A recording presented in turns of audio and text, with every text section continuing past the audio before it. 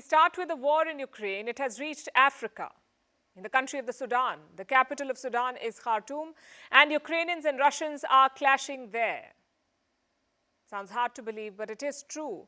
The war in Ukraine has a new battlefield, the Sudan, where Kiev has put boots on the ground. But how did Ukraine end up in the Sudan, and why did it get involved in the first place? The conflict in the Sudan has been brewing for months now, though it doesn't get the kind of attention that Ukraine and Gaza get. This fighting has been on. More than 13,000 people have died in the Sudan. More than 8 million people have been displaced. Another 25 million people desperately need humanitarian aid. So it is a messy affair. And with Ukraine's involvement, it's getting worse. The conflict began in April last year. Kiev entered the picture around August, courtesy this man, Abdel Fattah al-Burhan, the de facto military leader of the Sudan, at war with his former friend and ally, who is leading the rebel forces. They're called the RSF. At one point, these rebel forces were gaining the upper hand. Al-Burhan was on weak footing. He needed someone to rescue him. Guess who stepped up? Volodymyr Zelensky, the president of Ukraine. Al-Burhan called up Zelensky for help, and Zelensky could not say no because of their history. Al-Burhan has been a friend to Zelensky. When Russia invaded Ukraine, Al-Burhan supplied weapons to Kiev. Look at this photograph. That's a Ukrainian soldier with a Sudanese mortar round. Al-Burhan was helping Zelensky. So when the Sudanese leader sent an SOS, the Ukrainian had to respond. He dispatched commandos from Kiev, nearly 100 of them. Their first mission was to save al-Burhan. The rebel group called RSF, or Rapid Support Forces, were closing in. They're led by this man, General Mohammad Hamdan Dagalo, better known as Hemeti. He wants to replace al-Burhan, and this power struggle is what sparked the war in the Sudan last year. Al-Burhan had a narrow escape. Ukraine's forces helped him out, first to get him out of Khartoum, and then ultimately to Port Sudan, which is a city on the Red Sea. It was a safe zone for al-Burhan. His forces controlled Port Sudan, so that's where he went. Later, he would meet Zelensky. This was in September 2023 at an airport in Ireland. Back then, it was painted as an impromptu meeting where the two leaders discussed Russia-funded armed groups, aka Wagner.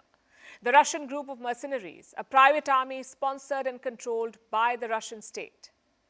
Now, Wagner is like a common enemy for Zelensky and al-Burhan. Wagner mercenaries are fighting in Ukraine. They're also fighting in the Sudan, in both cases against the regime. In the Sudan, they're supporting the rebels. So at that meeting in Ireland, an alliance was born. The Ukrainian commandos stayed back in Khartoum. After saving the general, they conducted multiple missions. And their goals were quite simple. Drive the Sudanese rebels out of Khartoum and fight the Wagner soldiers from Russia. That's what they wanted to do. Many missions were conducted, mostly at night. You see, Hemeti's rebels did not know how to fight in the dark. The Ukrainians had an advantage here. Their commandos could operate at night. They had night vision gear. So they exploited the weakness of the rebels. In one mission, Ukraine's commandos fired at an apartment building. It served as a base for the rebels. The Ukrainians raided it. They deployed drones and dropped bombs. So you get the idea of what they've been up to. Are they still operating in the Sudan? We cannot confirm that. What we do know is this. Kiev sent multiple teams to Khartoum. It also supplied weapons and other military equipment. What's in it for Kiev? They've opened a new front with Russia in the hope of draining Russia's military resources and putting a strain on their finances. The Sudan has rich gold reserves. Wagner forces have been smuggling out Sudan's gold.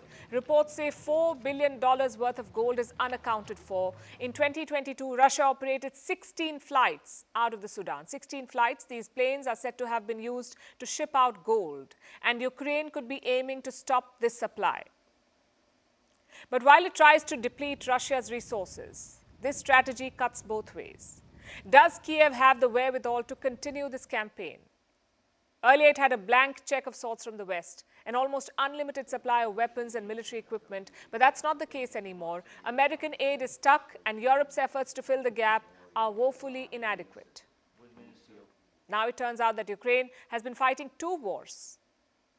So will the West support it? Were they kept in the loop when Ukraine entered the Sudan? Were their funds diverted in this fight? Zelensky may have some explaining to do.